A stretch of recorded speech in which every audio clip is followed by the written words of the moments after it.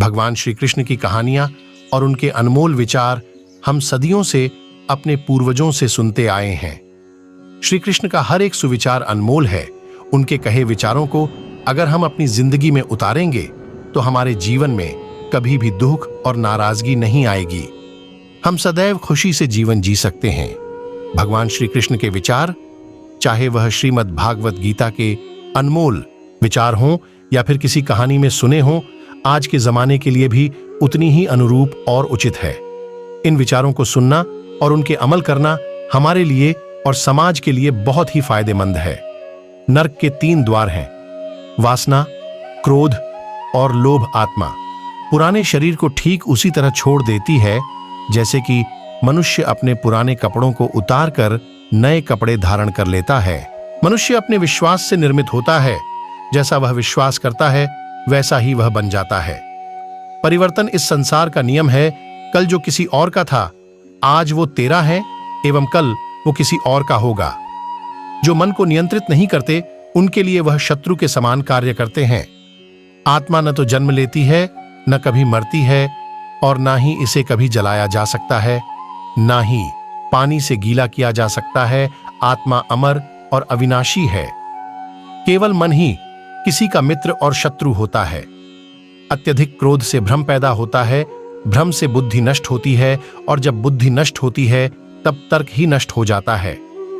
जब तर्क नष्ट होता है तब व्यक्ति का पूर्ण रूप से पतन हो जाता है। अगर आप अपना लक्ष्य पाने में नाकामयाब होते हो तो अपनी रणनीति बदलो, लक्ष्य नहीं। सभी मनुष्य अपने विश्वास से निर्मित होते हैं। जैसा वे भरोसा करते हैं वैसा ही बन जाते हैं। निर्माण केवल मौजूदा परिस्थितियों का चित्रण है।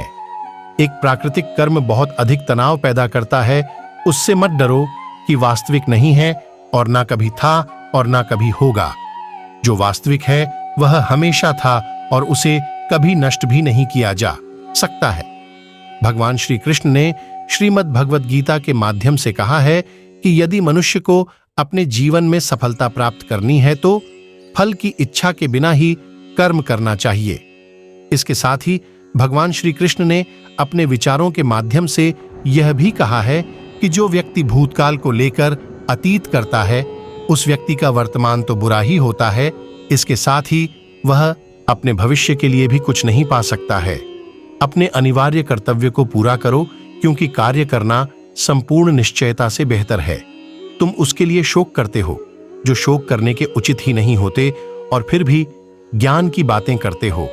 बुद्धिमान व्यक्ति ना तो जीवित और ना ही कभी मृत व्यक्ति के लिए शोक करते हैं। इंसान अपने विचारों से बनता है। जैसा वह सोचता है वैसा ही वह बनता है। कर्म का फल व्यक्ति को ठीक उसी तरह ढूंढता है जैसे कि कोई बछड़ा हजारों गायों के बीच अपनी मां को ढूंढता है। मनुष्य अपने विश्वास से निर्मित होते हैं। जैसा वो विश्वास करता है वैसा वो बन जाते हैं। मन की मनोरंजक, होश, श्वास और भावनाओं के माध्यम से भगवान की शक्ति सदा साथ है और निरंतर एक साधन के प्रयोग से सभी कार्य कर रही है। मन अशांत है और उसे नियंत्रित करना कठिन है, लेकिन अभ्यास से इसे वश में किया जा सकता है। जो भी मनुष्य अपने जीवन के आध्यात्मिक ज्ञान के चरणों के लिए दृढ़ संकल्पों में स्थिर है, वह समान रूप से कठोर संकटों को भी आसानी से सहन कर सकते हैं। और निश्चित तौर पर ऐसे व्यक्ति खुशियां और मुक्ति पाने के पात्र होते हैं। अपना पराया, छोटा बड़ा, मेरा तेरा, ये सब अपने मन से मिटा दो और फिर सब तेरे हैं और तुम सबके हो। अर्जुन केवल भाग्यशाली योद्धा ही ऐसे युद्ध लड़ने का अवसर खोजते हैं जो स्वर्ग के द्वार के समान है। भगवान या परमात्मा की शांति सिर्फ उनके साथ ही होती है जिनके मन और आत्मा दोनों में एकता हो, जो इच्छा और क्रोध से पूर्ण रूप से मुक्त हो, एवं जो अपने अंदर की आत्मा को सही मायने में जनता हो। आनंद बस मन की एक स्थिति है जिसका बाहरी दुनिया से कोई नाता नहीं है। जो कोई भी किसी भी देवता की पूजा विश्वास के साथ करने की इच्छा रखता है, मैं उसी देवता में उसकी आस्था दृढ़ कर देता हूं। सुख का राज अपेक्षा कम रखने में है। सदैव संदेह करने वाले व्यक्ति के लिए प्रसन्नता ना इस लोक में है ना ही कहीं और।